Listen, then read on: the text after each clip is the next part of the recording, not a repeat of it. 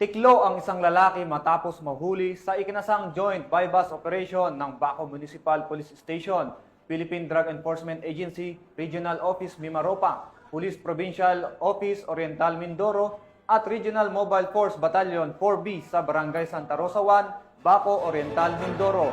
Patrolwoman Perlin Joy Kawile sa balita. Arestado ang isang lalaki sa isinagawang drug bypass operation sa Sitio Imbornal, Barangay Santa Rosa 1, Baco Oriental, Mindoro, nito lamang ika-26 ng Hunyo taong kasalukuyan.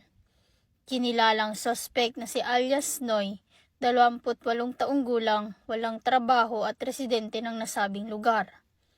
Ang operasyon ay pinangunahan ng Baco Municipal Drug Enforcement Team, katuwang ang PIDEO Oriental Mindoro, Regional Drug Enforcement Unit Mimaropa, PIDEA Oriental Mindoro at RMFB Mimaropa.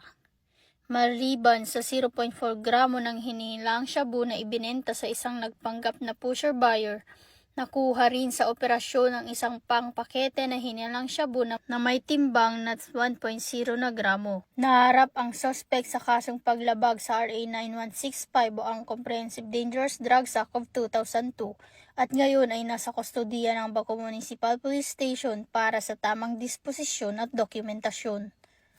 Ang pambansang pulisya ay patuloy sa mandato sa paglaban sa ilegal na droga at anumang uri ng kriminalidad para sa pagpapanatili ng maayos at ligtas na komunidad sa lalawigan. Mula dito sa Calapan City, Oriental Mindoro, ako ang iyong PNN correspondent, Patrolwoman Perlin Joy Kawile, alagad ng batas, tagataguyod ng balitang pulis.